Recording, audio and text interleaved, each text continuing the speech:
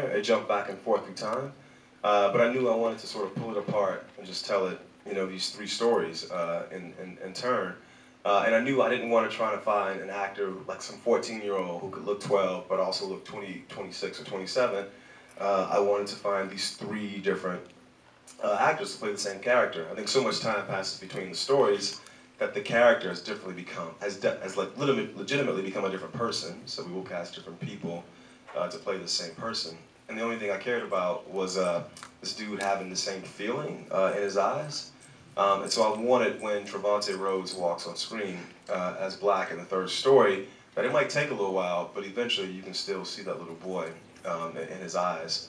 And once the casting director, this woman, Yessi Ramirez, this Latino woman from Miami who now lives in LA, once we got on the same page about that, she just cast the net real wide.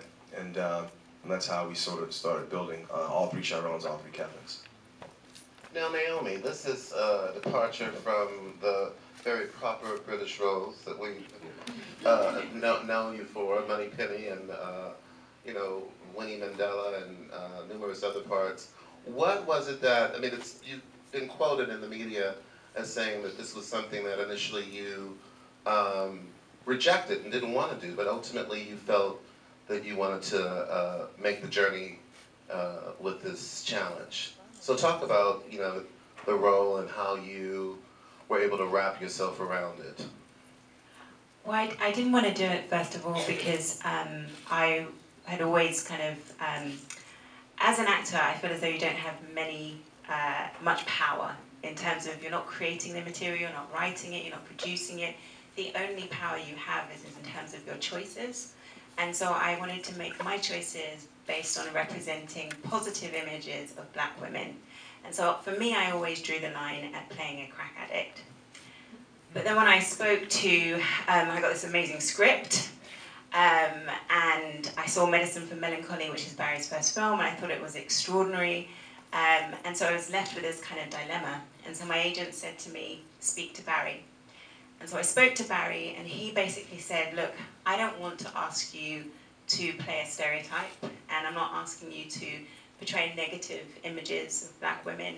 What I'm asking you to do is to basically represent my mother, because it's a semi-autobiographical tale about Barry's life and the writer's, Terrell, thank you, Terrell's life as well. And then I just thought, this is someone who has a vested interest in ensuring that this role does not become a stereotype, but that it's shown with the full complexity and humanity that I think it really deserves. Here's a real opportunity to really explore what crack addiction is truly about. Now, Janelle, talk about making a debut. Congratulations, and this is only the beginning for you. What type of, talk about your first day on the set. You're on the set with Mahershala Ali, with, Naomi Harris, with, all of these performers with credits. How did you feel that first day? I was nervous as hell. I was, but I studied acting. I went to the American Musical and Dramatics Academy in New York City. And I've never looked at myself as an actor or a singer, but more of a storyteller, an artist who wants to tell unique, untold, universal stories in unforgettable ways. And so I do that through film and music, and I'm just so thankful for Barry, for allowing me to be a part of something much bigger than myself. This film is important for humanity, and when I went on set, I just felt so much responsibility to make sure that I was being an example for how you nurture someone who is having a hard time accepting themselves for who they know themselves to be.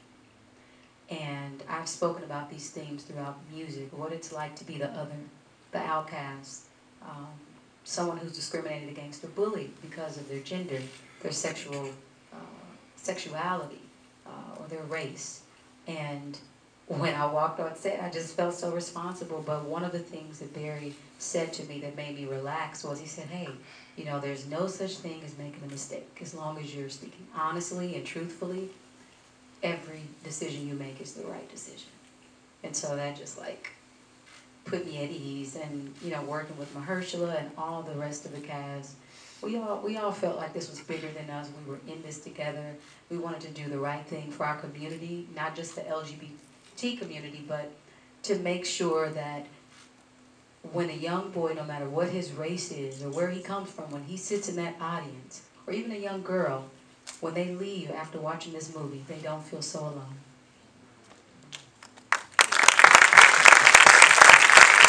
Now, Trevante, as soon as we saw your face on screen, we knew that a star was born. I mean, your performance was riveting. I mean, not only was it something that was unexpected, your image, but the sensitivity that you brought to the character was very noteworthy. Talk about stepping into that role. For me, it was really, first and foremost, it was in the script. So much of it was in the script. There were beats, there were spaces in the script that let you know that this person was someone who really sat in moments and really conceptualized everything. And for me, it was really about finding moments where I could just walk around LA feeling as if I had a secret to hide from everyone, feeling as if I couldn't love myself, so I couldn't invest any time or any love into anyone else. So feeling as if I had hate really towards myself because I didn't accept myself.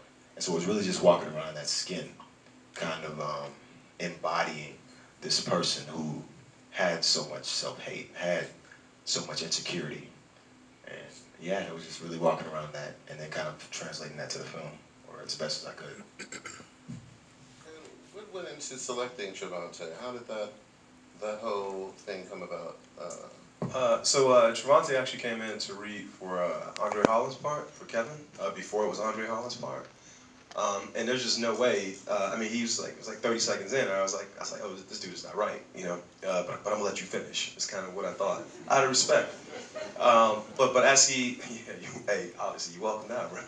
But as he was reading the Kevin lines, the casting director was reading the other side of the conversation, and I just started to hear his voice coming out of her mouth, and I knew that the third story was going to be about this idea.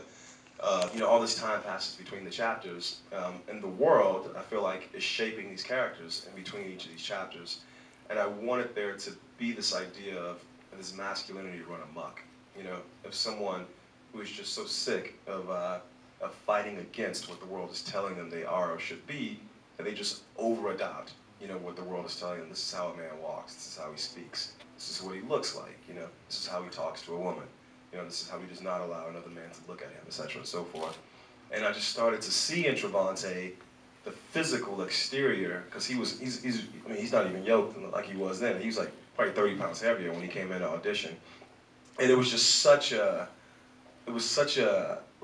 ridiculous depiction of this masculinity, and yet here this dude is, he's coming in reading Andre Holland's lines, and I saw the sensitivity in his eyes, and I thought, okay, that's what it is, you know?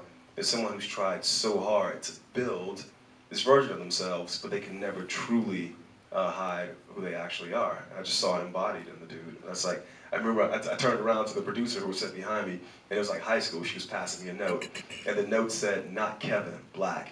And I turned to her, I said, "Bruh, I'm gonna stop you. I'm gonna send you home." And his face fell. And I was like, "But don't worry, I'm doing you a favor, because you're gonna come back next week." And he booked the part, because he came back next week, so.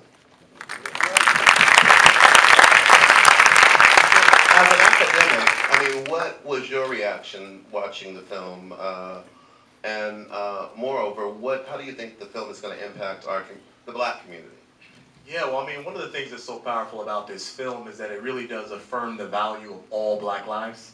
And, you know, some of us know, but many of us don't know that Black Lives Matter as a movement was actually founded by members of the LGBTQ community.